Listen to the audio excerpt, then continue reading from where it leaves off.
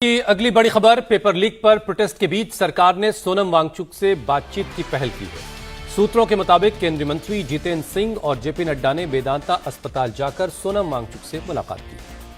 अब सफदरजंग अस्पताल से डिस्चार्ज होने के बाद से सोनम इस वक्त वेदांता अस्पताल में भर्ती हैं और साथ ही मौजूदा गतिरोध खत्म करने के लिए ये सरकार की बड़ी पहल मानी जा रही है। सोनम वांगचुक अनिश्चितकालीन भूख हड़ताल पर हैं और उन्होंने नीट समेत कई परीक्षाओं में पेपर लीक पर धर्मेंद्र प्रधान का इस्तीफा मांगा है।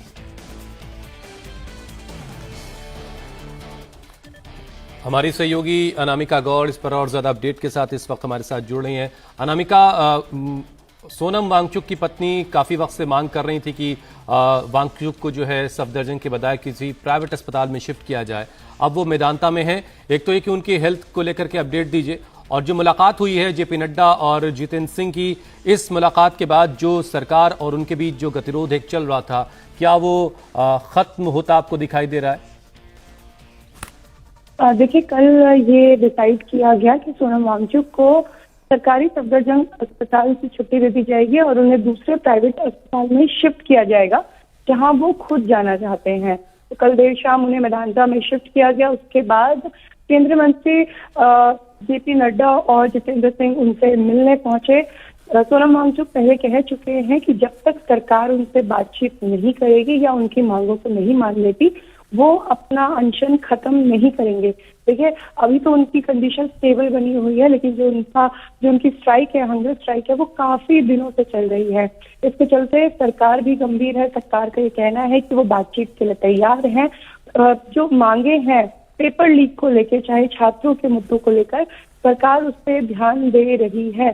सरकार अपने चैनल बातचीत के लिए खोल दिए हैं और ये पहला नहीं, ये दूसरा कदम माना जा रहा है, क्योंकि कल जेपी नड्डा उन छात्रों से भी मिलने गए थे जो इस हिंसक प्रदर्शन के दौरान घायल हुए थे।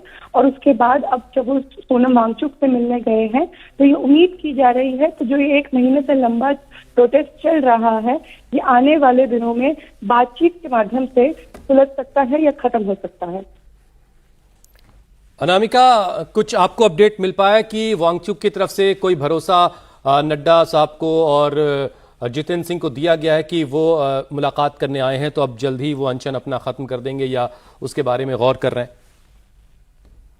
देखिए, सोनम वांगचुक की तरफ से तो अभी कोई रिएक्शन नहीं आया है, लेकिन उनकी पत्नी गीतांजलि का ये कहना है कि सरकार से जो बातचीत हुई है वो एक